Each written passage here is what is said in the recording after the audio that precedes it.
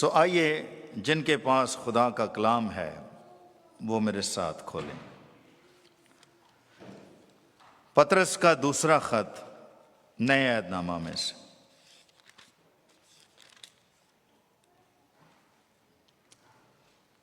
اور اس کا پہلا باب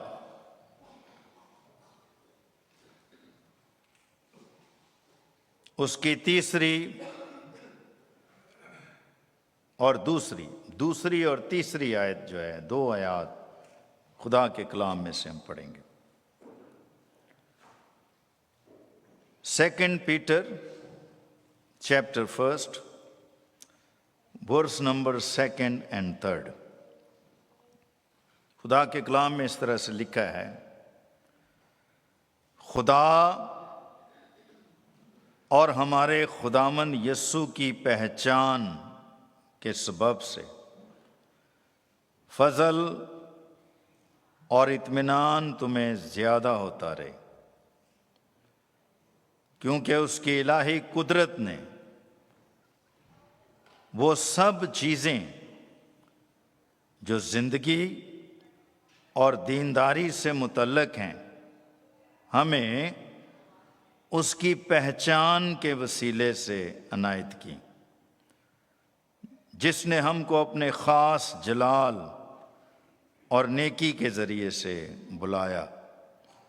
خداوند اس کلام کے وسیلے سے ہم سبوں کو برکت بخشے، آمین۔ سو آج بعد از دوپہر جو پیغام میں آپ کے ساتھ شیئر کرنے جا رہا ہوں وہ ہے خدا کی پہچان،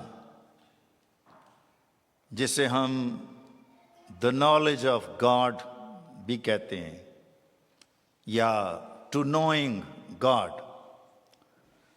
خدا کو جاننا، خدا کو پہچاننا اور اس کو اپنی لائف میں ایکسپیرینس کرنا۔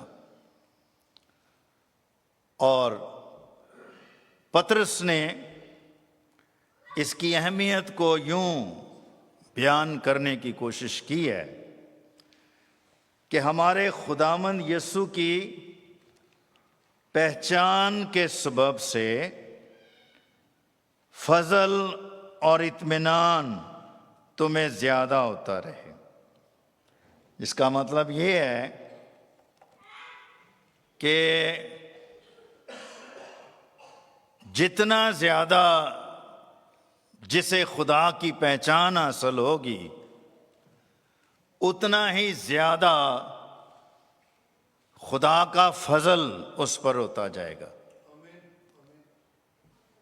یا جتنا زیادہ جسے خدا کی سمجھ، خدا کی ذات کا مکاشفہ ملتا جائے گا اتنا ہی زیادہ خدا کا اطمینان اس کی زندگی پر حکومت کرے گا۔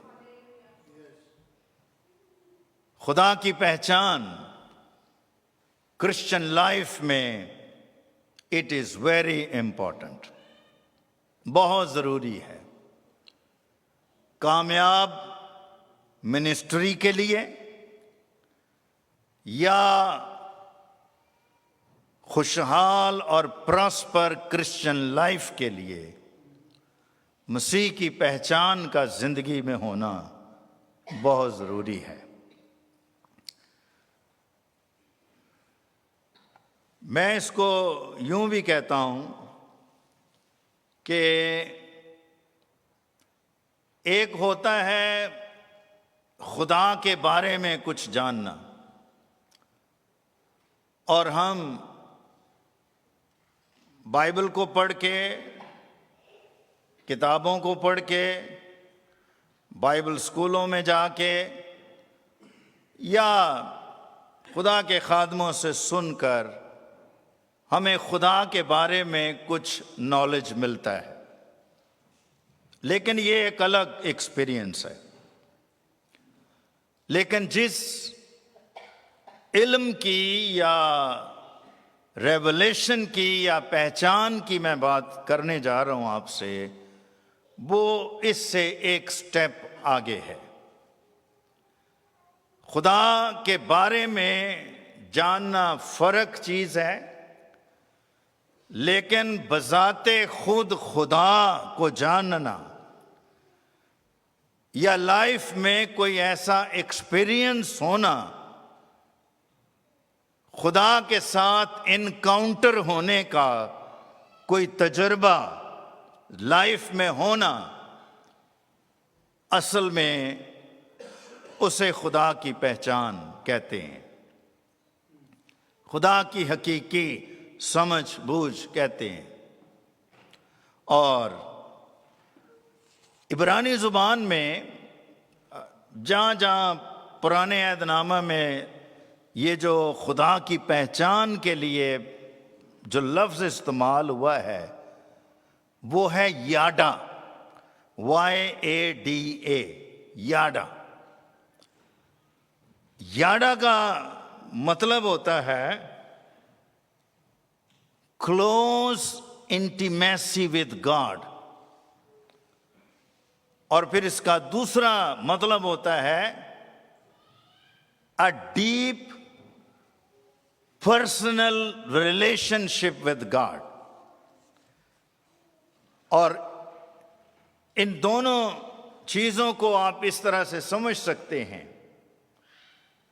کہ یہ جو کلوز انٹیمیسی ہوتی ہے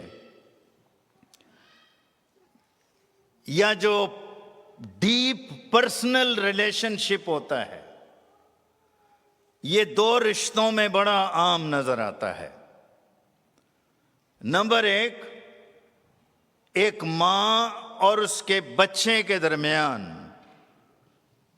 جو ایک چھوٹا بچہ، دودھ پیتا بچہ، شیرخوار بچہ جو ہوتا ہے، اس میں اور اس کی ماں کے درمیان ایک بہت ہی کلوز ریلیشن شپ ہوتا ہے، اور وہ اتنا کلوز ہوتا ہے کہ بچے میں خواہ اس کے اندر ابھی اتنی عقل نہیں ہوتی، اس کا ابھی برین بھی اتنا کام نہیں کر رہا ہوتا، لیکن اس کلوز انٹیمیسی کی وجہ سے وہ اپنی ماں کے قدموں کی آہٹ کو سمجھ جاتا ہے۔ اگر ماں کمرے میں داخل ہو جائے تو اس کو پتہ لگ جاتا ہے کہ میری ماں آ گئی ہے، اور یہ اس کلوزنس کی وجہ سے ہوتا ہے کہ وہ اس کے قریب رہتا ہے، اس کے ساتھ لپٹا رہتا ہے، اس کی آغوش میں رہتا ہے، اور شاید ہی اس سے زیادہ، یعنی اپنی ماں سے زیادہ وہ کسی اور کے قریب رہتا ہو۔ تو یہ جو خدا کی پہچان ہے، یہ ان لوگوں کو حاصل ہوتی ہے جو لگاتار خدا کے ساتھ لپٹے رہتے ہیں، اس کے قدموں میں زندگی گزارتے، وفاداری سے اس کے ساتھ ساتھ چلتے، اس کے پیچھے پیچھے رہتے ہیں، وہ اس کے قدموں کی آہٹ کو پہچان لیتے ہیں، اس کی حضوری کی جھلک کا ان کو پتہ چل جاتا ہے کہ خدا آ گیا ہے۔ وہ خدا کی آواز کو جانتے ہیں، سمجھتے ہیں۔ اور پھر جو دوسرا رشتہ ہے وہ میاں بیوی کا رشتہ ہے۔ شاید ہی میاں بیوی یہ دونوں آپس میں اس طرح سے قریب ہوتے ہیں کہ جتنا زیادہ یہ ہر لیول پر، ہر اعتبار سے ایک دوسرے کو جانتے ہیں، شاید ہی کوئی ان کو اور جانتا ہو۔ ایون ماں باپ، بہن بھائی یا جتنے بھی ریلیٹیوز ہیں، ہو سکتا ہے ان کے بارے میں بہت کچھ جانتے ہوں، لیکن جو میاں بیوی ایک دوسرے کو جانتے ہیں، کوئی اور نہیں جانتا۔ سو یاڈا کا جو مطلب ہے پرانے عہد نامے میں، وہ اپنے اندر بڑی گہرائی رکھتا ہے۔ اور جب بائبل میں پرانے عہد نامہ میں یا نئے عہد نامہ میں پہچان کی بات کی جاتی ہے تو اس کا شاید مطلب یہ ہے۔ اور میں سوچتا ہوں کہ اگر خادموں کو خدا کی پہچان حاصل نہ ہو، ایمانداروں کو خدا کی پہچان حاصل نہ ہو، یا عام مسیحیوں کو خدا کی سمجھ بوجھ، وہ خدا کی رموز کو نہ سمجھتے ہوں، تو زندگی میں غلطیاں کرنے کے بڑے امکانات ہوتے ہیں، غلط فیصلے کرنے کے بڑے امکانات ہوتے ہیں۔ اور کئی لوگوں نے صرف زندگی میں اس لیے غلط راستے چنے، غلط ساتھی چن لیے، غلط فیصلے کر لیے، اور وہ زندگی بھر اس کا نقصان، اس کی تکلیف اٹھاتے رہے۔ آپ کو یاد ہے، میں سوچتا ہوں کہ جب خدا نے سیموئیل نبی کو یسی کے گھر میں بھیجا کہ اس کے 8 بیٹے ہیں، لیکن ان 8 میں سے ایک کو میں نے بنی اسرائیل کا نیکسٹ بادشاہ ہونے کے لیے چنا ہے، تو وہاں جا، اس کے گھر میں تیل اپنے ساتھ لے کر جا، تیل اس کے سر پر انڈیلنا ہے اور اس کو انائنٹ کرنا ہے۔ تو سیموئیل خدا کے کہنے کے مطابق گیا، اور جب وہ گھر میں داخل ہوا، اس نے یسی سے کہا مجھے اپنے بیٹوں سے ملوا۔ تو جو سب سے پہلا بیٹا اس کے سامنے حاضر کیا گیا، وہ بڑا بیٹا تھا، پلوٹا تھا گھر کا، الیاب اس کا نام تھا، اور وہ دیکھنے میں اتنا خوبصورت جوان، اس کا قد بڑا لمبا تھا، خوبصورت تھا، وہ دیکھنے میں بادشاہی لگتا تھا۔ اور سیموئیل نے وقتی طور پر، آخر ہم انسان تو ہیں نا، چاہے ہم خدا کے خادم ہیں، تو انسان ہوتے ہوئے سیموئیل نے، اس کے دل میں خیال آیا کہ یہی وہ شخص ہے جسے خدا نے چنا ہے۔ دیکھیں، نبی ہے، خدا کا خادم ہے، لیکن خدا نے مزاحمت کی، خدا نے روکا، اور خدا نے سیموئیل سے کہا جسے تو سمجھ رہا ہے یہ وہ نہیں ہے، جس کو میں نے چنا ہے یہ وہ نہیں ہے۔ تو صرف اس کے قد کی بلندی کو نہ دیکھ، تو اس کی صرف باڈی کو نہ دیکھ، اس کی ظاہری صورت کو نہ دیکھ، کیونکہ خدا انسان ہمیشہ ظاہری صورت کو دیکھتا ہے، لیکن خدا انسان کے دل پر نگاہ کرتا ہے، یہ وہ نہیں ہے۔ اور میں سوچتا ہوں خدا کا شکر ہو کہ سیموئیل خدا کی آواز پہچانتا تھا۔ اس نے بچپن سے لے کر ہیکل میں وقت گزارا تھا، خدا کے ساتھ وقت گزارا تھا، شریعت سے واقف تھا، نبوتوں سے واقف تھا، خدا کی حضوری سے واقف تھا، کہانت سے واقف تھا، مذہبہ سے واقف تھا، اور وہ خدا کے قدموں کی آہٹ کو سمجھ جاتا تھا۔ یہ پہچان کا نتیجہ تھا کہ فوراً ہی، انسان ہوتے ہوئے آیا ضرور ایک وقت میں خیال، لیکن خدا نے فوراً اس کی کریکشن کی کہ یہ وہ نہیں ہے۔ تو پھر سیموئیل نے یسی سے کہا کوئی اور بیٹا ہے، اس کو ذرا آپ بلاؤ۔ 1 2 3 4 5 6 7 بیٹے گزر گئے، لیکن دیکھیں اس مرد خدا کو خدا کی آواز کی کتنی پہچان ہے، کتنا خدا کو جانتا ہے۔ 7 بار خدا نے کہا نو، یہ نہیں ہے، یہ نہیں ہے۔ سیموئیل پریشان ہو گیا، اگر یہ نہیں ہے تو 7 تو یہ جو تھے وہ تو میں نے دیکھ لی ہیں۔ خدا نے کہا اس کو کہہ کہ تیرا کوئی اور بیٹا ہے؟ وہ کہنے لگا ہاں ہے، وہ تو جنگل میں بھیڑ بکریاں چرا رہا ہے۔ تو سیموئیل نے کہا کہ پہلے اس کو بلا، جب تک وہ نہیں آئے گا ہم نہ بیٹھیں گے، نہ کھائیں پیئیں گے، کچھ نہیں کریں گے۔ اور جب وہ آیا تو آتے ہی خدا کا روح سیمول پر جنبش کرنے لگا اور اس نے کہا، خدا نے کہا یہی وہ شخص ہے، اور اس نے فوراً دیر نہیں لگائی اور تیل اس کے سر پر انڈیل دیا۔ یہ چھوٹی سی بات صرف میں آپ کو یہ بات سکھانے کے لیے کہہ رہا ہوں کہ جس کا کلوز ڈیپ ریلیشن شپ خدا کے ساتھ رہا ہوتا ہے، وہی غلط فیصلوں سے بچتا ہے، وہی غلط اقدام اٹھانے سے بچتا ہے۔ ورنہ نبی بھی بعض اوقات غلطی کر جاتے ہیں، ایمانداروں سے بھی غلطیاں ہو جاتی۔ اور میں یہ کہوں گا کہ ہمارے ارد گرد، ہماری موجودہ دنیا کے اندر جتنی بھی گمراہی، برگشتگی اور تاریکی آپ دیکھتے ہیں، اس کی سب سے بڑی جو وجہ ہے کہ لوگ خدا کو نہیں جانتے، خدا سے ناواقف ہیں، خدا کی پہچان نہیں ہے۔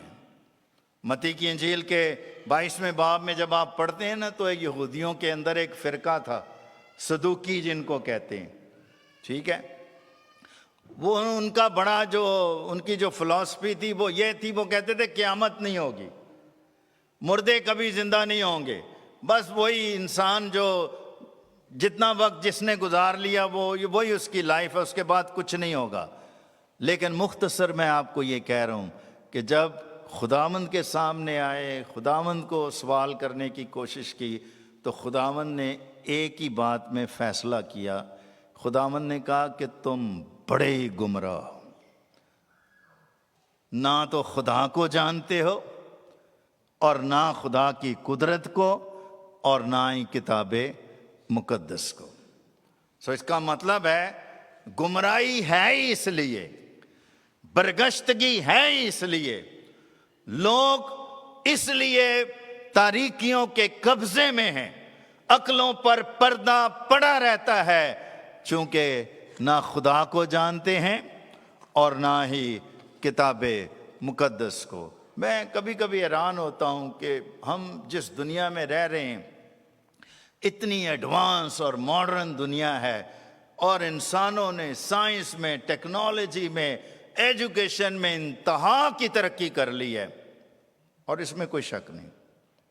لیکن دکھ کی بات یہ ہے کہ اتنی ترقی کرنے کے باوجود بھی بڑے بڑے جو فلاسفر ہیں، ڈاکٹرز ہیں، اعلیٰ تعلیم یافتہ لوگ ہیں، ہمیں ایسا دیکھنے میں ملتا ہے کہ وہ بھی خدا کو نہیں جانتے، خدا کی ان کو سمجھ نہیں ہے۔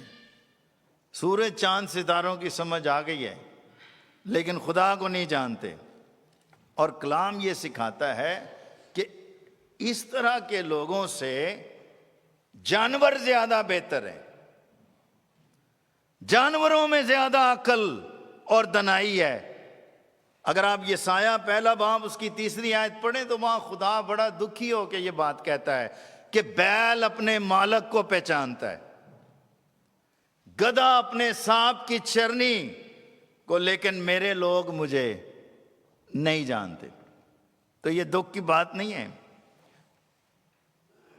بیل پھر اس کا مطلب ہے انسانوں سے زیادہ سمجھدار ہے، جنہوں کہنے ہی ایسی کھوتا ماں، کھوتا زیادہ سمجھدار ہے، کم از کم اپنے مالک کو تو جانتا ہے، اپنی چرنی کو تو پہچانتا ہے۔ لیکن انسان اپنے مالک سے بے خبر ہے، اور اسی لیے ہمیشہ کی زندگی کی بڑی برکت سے محروم ہے۔ ہمیشہ کی زندگی شروع کہاں سے ہوتی ہے؟ ہم بہت زیادہ سنتے ہیں ہمیشہ کی زندگی کے بارے میں۔ بائبل یہ سکھاتی ہے یوحنا 17:1 میں کہ ہمیشہ کی زندگی یہ ہے کہ ہم اس خدائے واحد اور برحق کو اور اس کے بیٹے یسوع مسیح کو، جس کو اس نے بھیجا ہے، جانے۔ زندگی شروع ہی یہاں سے ہوتی ہے جب کوئی مسیح کو جان لیتا ہے۔ سامری عورت سے بھی خداوند نے یہ کہا تھا، وہ بڑی باتیں کر رہی تھی ادھر ادھر کی، لیکن خداوند نے کہا اگر تو جانتی اور خدا کی بخشش کو پہچانتی تو پھر تو مجھ سے پانی مانگتی اور میں تجھے وہ پانی دیتا جو تیرے اندر ہمیشہ کی زندگی کا چشمہ بن جاتا۔ سو چونکہ لوگ جانتے نہیں خدا کو، اس لیے ہمیشہ کی زندگی سے بھی محروم رہتے ہیں۔ لیکن انسان چونکہ بہت ساری چیزیں اس کے پاس ہوتی ہیں، وہ ان پر فخر کرتا رہتا ہے، زندگی گزارتا رہتا ہے اور وہ سوچتا ہے کہ یہی لائف ہے، لیکن ایسا سارا فخر جو ہے نہ تو اس کی ضرورت ہے اور نہ اس کی گنجائش ہے خدا کے نزدیک۔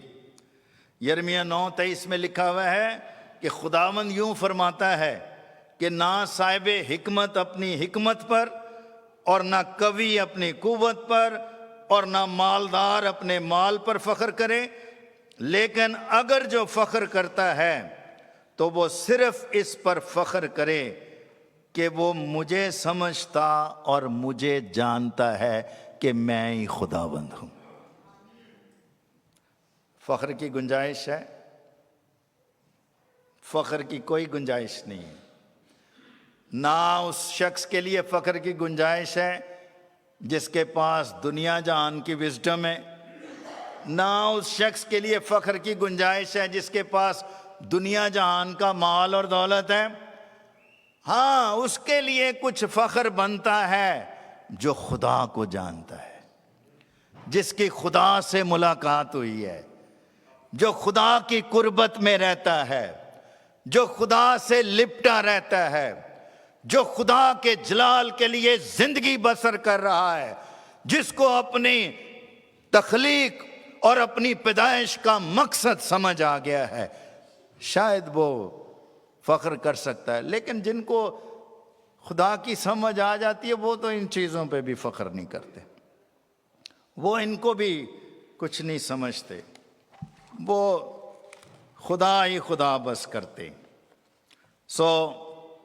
میرے نزدیک میں سمجھتا ہوں کہ جو حقیقی جو برکتیں ہیں، حقیقی جو سرفرازی ہے، روحانی ترقی جو ہے، اس سب کا دار و مدار اسی بات پر ہے کہ ہم روز بروز خدا کے عرفان اور اس کی پہچان میں ترقی کرتے جائیں۔ یہ ہوسیہ کی کتاب میں سے میں نے کوٹ کیا ہے بات کہ آؤ ہم خداوند کے عرفان میں ترقی کریں۔ تو یہ جو ترقی لفظ ہے نا، یہ کسی ایک جگہ آ کر ٹھہر جانے کا نام نہیں ہے، یہ کنٹینیوسلی کسی لگاتار عمل کا پروسیس کا نام ہے۔ مطلب یہ ہے کہ یہ جو خدا کی پہچان یا خدا کی ذات کا علم ہے، یہ راتوں رات نہیں مل جاتا، اور نہ ہی صرف سال 2 سال پڑھنے سے ملتا ہے، یہ تو زندگی بھر خدا کے قدموں میں رہنے، زندگی بھر اس کی مرضی کے مطابق اس کا کام کرنے، اور زندگی بھر اس کے گھر اور اس کے لوگوں کے ساتھ جڑے رہنے، بزرگوں کے تابع رہنے، روح القدس کی ہدایت میں چلنے، اور لگاتار سیکھنے، پڑھنے، سننے، سمجھنے کا نام ہے۔ یہ راتوں رات یا سال 2 سال والا کام نہیں ہے، یہ زندگی بھر یہ سیکھنے کا نام ہے۔ اور مبارک ہے وہ شخص جس کو خداوند یہ فضل دیتا ہے کہ وہ جب تک زندہ رہتا ہے وہ سیکھتا رہتا ہے، وہ پڑھتا رہتا ہے، وہ سمجھتا رہتا ہے، کیونکہ خدا کی اونچائی، خدا کی لمبائی، خدا کی چوڑائی، خدا کی گہرائی، اس کو آپ انچی ٹیپ سے نہیں ناپ سکتے۔ وہ تو جاننے سے باہر ہے، افسیوں کے خط میں لکھا ہوا ہے۔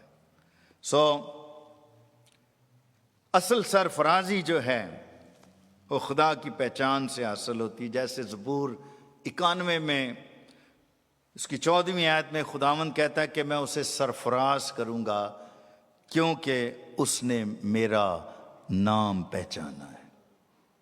جس کو خداوند کے نام کی پہچان، خداوند کی ذات کی پہچان اور اس کی باتوں کی پہچان، ہم انسان ہوتے ہوئے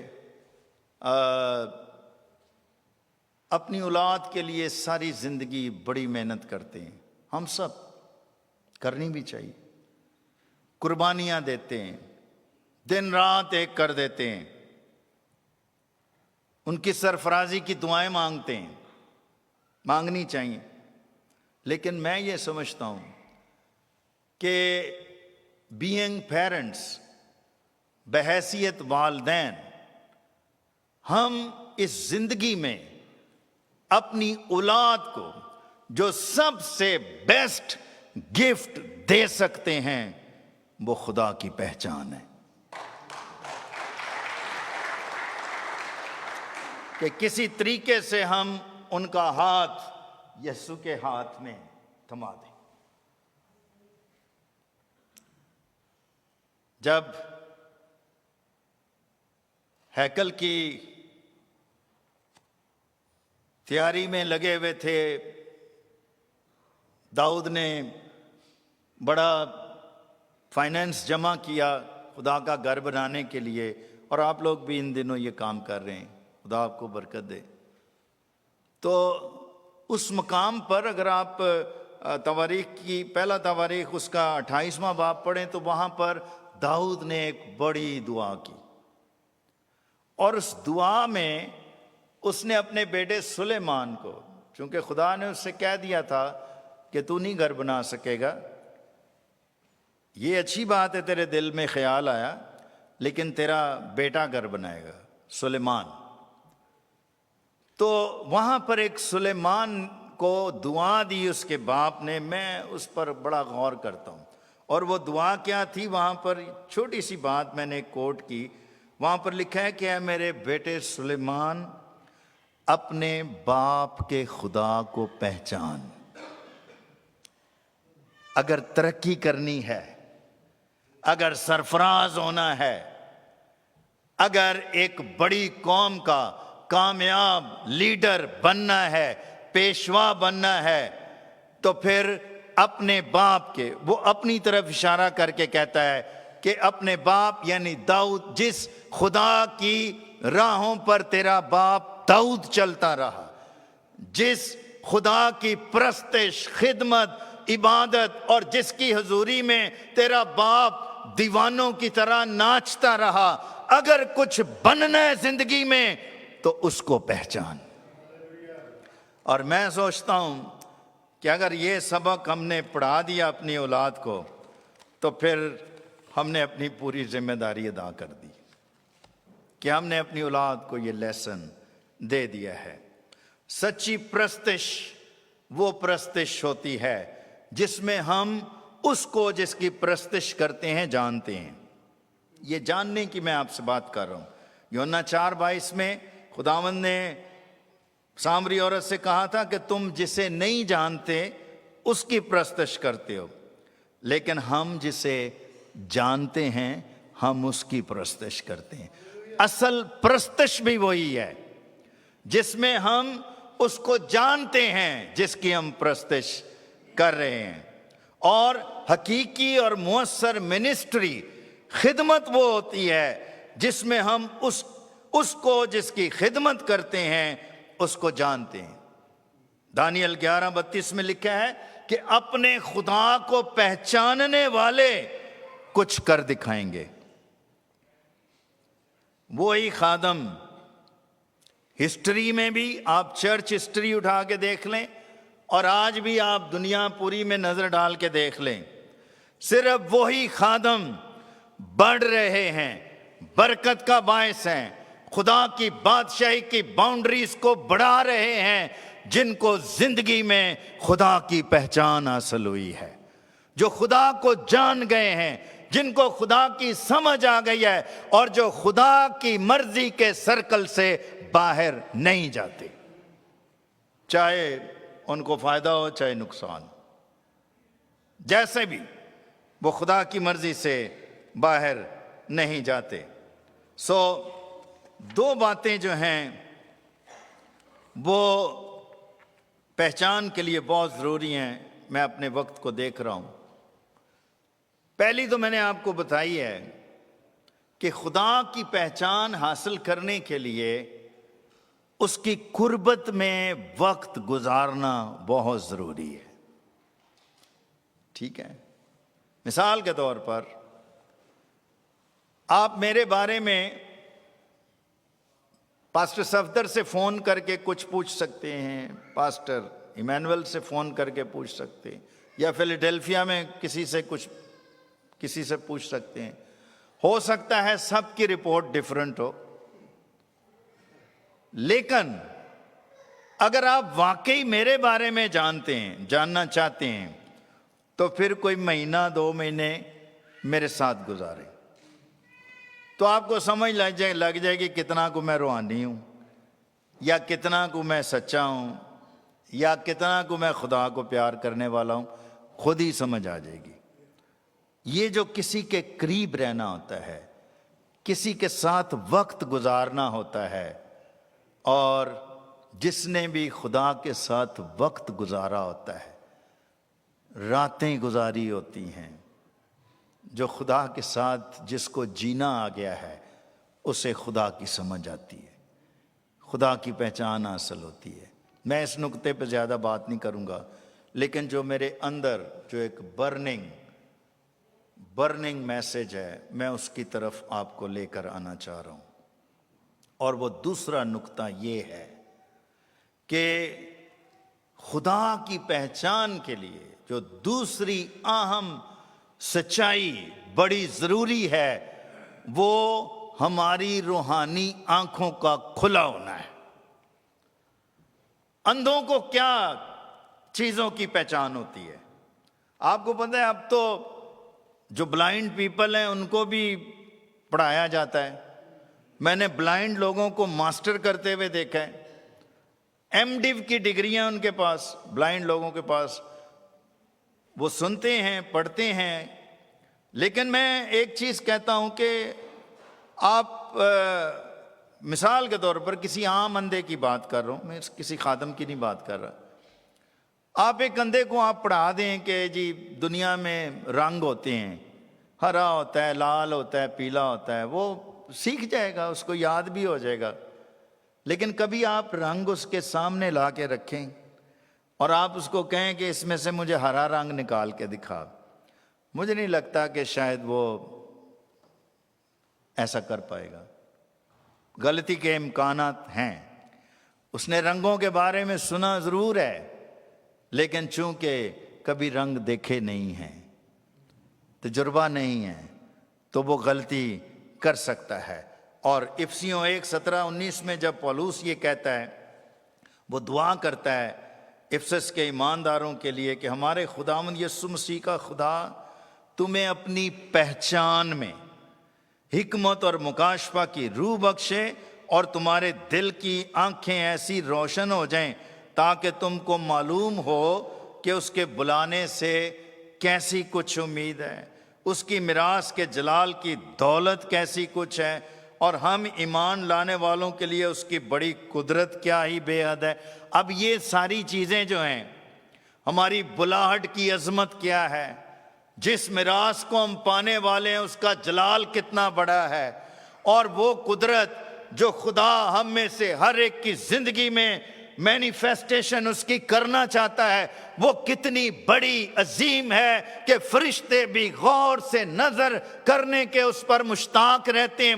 یہ بڑی باتیں صرف اس وقت سمجھ آتی ہیں جب کسی کے دل کی آنکھیں کھل جاتی ہیں، مسیح کی پہچان کے سبب سے اس کو خدا کی ذات کا مکاشفہ، آسمان کی بادشاہی کے بھیدوں کی سمجھ مل جاتی ہے۔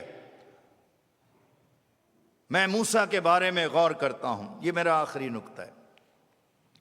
موسیٰ کے بارے میں جب میں غور کرتا ہوں، عبرانیوں 11واں باب جب ہم پڑھتے ہیں، اس کی 24 اور 27ویں آیت، جہاں پر یہ آیات لکھی ہوئی ہیں کہ ایمان ہی سے موسیٰ نے بڑے ہو کر فرعون کی بیٹی کا بیٹا کہلانے سے انکار کر دیا۔ نمبر 1، اس نے گناہ کا چند روزہ لطف اٹھانے کی نسبت خدا کی امت کے ساتھ بد سلوکی برداشت کرنا زیادہ پسند کیا۔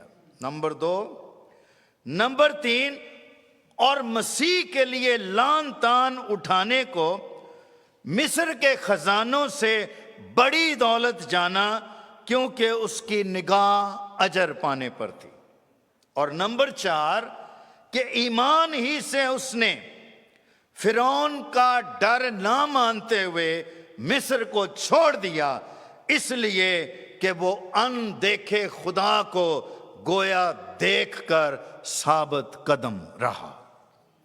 ان چاروں بیانات میں ایک ہی چیز کامن ہے، اور وہ کامن چیز کیا ہے؟ کہ اسے خدا کی سمجھ لگ گئی، وہ خدا کو پہچان گیا۔ اور جب ہم خدا کو جان جاتے ہیں تو پھر اپنے آپ کو بھی جان جاتے ہیں۔ جب خدا کی سمجھ لگ جاتی ہے تو اپنی زندگی کا مقصد بھی سمجھ آ جاتا ہے، اور موسیٰ کو اپنی زندگی کا مقصد سمجھ آ گیا کہ میں اس دنیا میں آیا کیوں تھا، میں کیوں ایک خاندان میں پیدا ہوا، میری پرورش کیوں ایک محل کے اندر کی گئی۔ 40 سال وہ مصر کے ایک بڑے محل کے اندر اس کی پرورش پالنا ہوتی رہی، اعلیٰ تعلیم بھی حاصل کی، ساری ڈگریاں اس کے پاس تھیں، لیکن وہ کچھ مس کر رہا تھا اپنی لائف میں کہ شاید میری زندگی کا مقصد کچھ اور ہے۔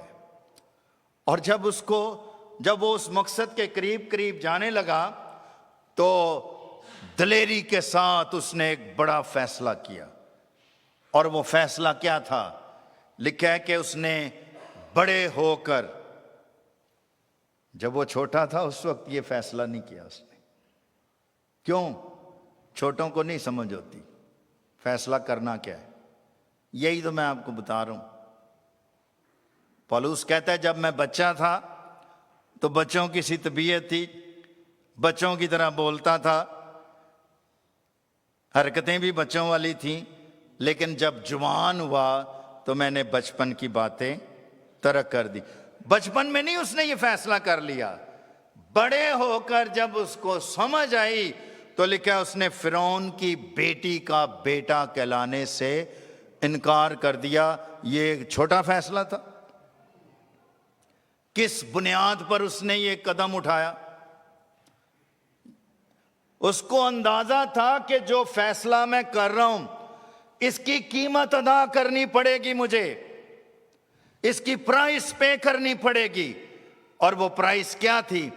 کہ اسے محل سے نکلنا پڑے گا، مصر کی آسائشوں اور سہولتوں والی زندگی سے محروم ہونا پڑے گا۔ مصر اس کے خلاف ہو جائے گا، فرعون اس کے خلاف ہو جائے گا، سارا مصر جو آج اس کے اشاروں پر چلتا ہے دشمن بن جائے گا۔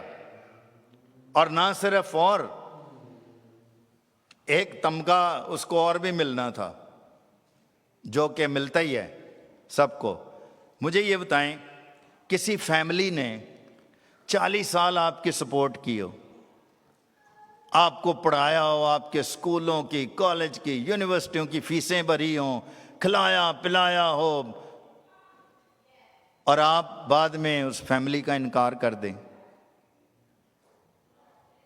او بھائی، ہم نے تو اپنے ماں باپ سے یہ سیکھا ہے کہ آپ کو اگر ایک گلاس کوئی پانی بھی پلا دینا کبھی زندگی میں، بھولنا نہیں اس کو، یاد رکھنا اس بندے کو۔ لیکن 40 سال جس خاندان نے اس کی اتنی خدمت کی، سیوا کی، 1 منٹ کے اندر لکھا ہے کہ بڑے ہو کر اس نے فرعون کی بیٹی کا بیٹا کہلانے سے انکار کر دیا. اور ایسے شخص کو پتہ ہے, معاف کر دینا, دنیاوی لحاظ سے نمک حرام بھی کہتے ہیں, کہ جس نے گھر کا نمک کھایا ہو اور وہ آپ کا انکار ہی کر دے. لیکن مجھے ایسے لگتا ہے کہ وہ یہ ساری لان تان اٹھانے کے لیے تیار تھا, وہ یہ ساری بدنامی برداشت کرنے کے لیے تیار تھا, اس لیے کہ اس کو خدا کی پہچان حاصل ہو گئی تھی کہ خدا کیا چاہ رہا ہے, خدا کی میری زندگی کے ساتھ مقصد کیا جڑا ہوا ہے, میں کیوں اس دنیا میں آیا ہوں. جس کو اپنی زندگی کا, اپنی منسٹری کا پرپس سمجھ میں آ جاتا ہے, وہ غلط فیصلہ نہیں کرتا. ہم نے بہتوں کو غلط فیصلے کرتے ہوئے دیکھا اور پھر ان کو برباد ہوتے ہوئے بھی دیکھا, کہ ان کو سمجھ نہیں آئی کہ خدا کی ان کے لیے مرضی کیا ہے, کیوں خدا نے اس کو بلایا, کیوں خدا نے ان کو چنا. نہیں آئی ان کو سمجھ, اور اس نے اتنا سٹرونگ ڈیسیژن لیا کہ فرعون کی بیٹی کا بیٹا کہلانے سے انکار کر دیا. ایک طرف مصر کے خزانے تھے جن کو وہ سیکریفائس کرنے والا تھا, لیکن مصر کے خزانوں کو اس نے لات کیوں ماری؟ اس کو اصل میں آسمان کے خزانے نظر آ رہے تھے. ہیلیلویا. تو اندھے کو تو نہیں نہ نظر آتے, اندھوں کو نہیں آسمان کے خزانے نظر آتے جو روحانی طور پر اندھے ہوں. ایک بندہ آیا تھا نا, بڑی بھاگتا دوڑتا ہوا یسوع کے پاس, میں کیا کروں کہ ہمیشہ کی زندگی کا وارث بنوں. خداوند نے کرنا کیا ہے, جو کچھ ہے بیچ کے غریبوں کو دے دے, تجھے آسمان پر خزانہ ملے گا. اس نے ایسے نظر ماری ہے, کتنے خزانہ, تو اس کو تو نظر ہی نہیں آیا. کہنے لگا کیڑا خزانہ, اتنے تو کوئی نظر نہیں آ رہا. لیکن جس کو خزانہ نظر آ جاتا ہے, جس کو خزانے کی سمجھ لگ جاتی ہے, وہ پھر دنیاوی خزانے کو, اس کو چھوڑنا اس کے لیے مشکل نہیں رہتا. اس لیے اس نے خزانوں کو چھوڑ دیا.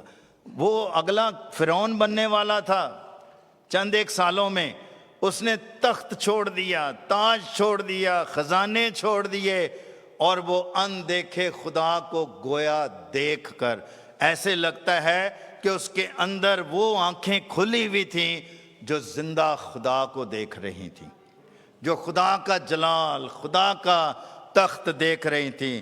میں آپ کو بتاؤں بھائیوں اور بہنوں کہ یہ جو مصر کے خزانے ہیں نا, اور جو دنیا کے اندر جو گلیمر اور چمک اور کشش ہے, اس کی گرفت بڑی مضبوط ہے.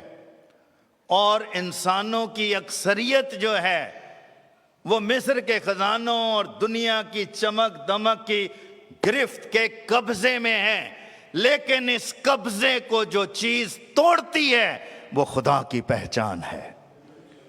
جسے خدا کی پہچان حاصل ہو جاتی ہے, اس کے لیے خزانوں کو ترک کرنا اور صلیب کو قبول کرنا, صلیب کو اٹھانا اس کے لیے مشکل نہیں رہتا.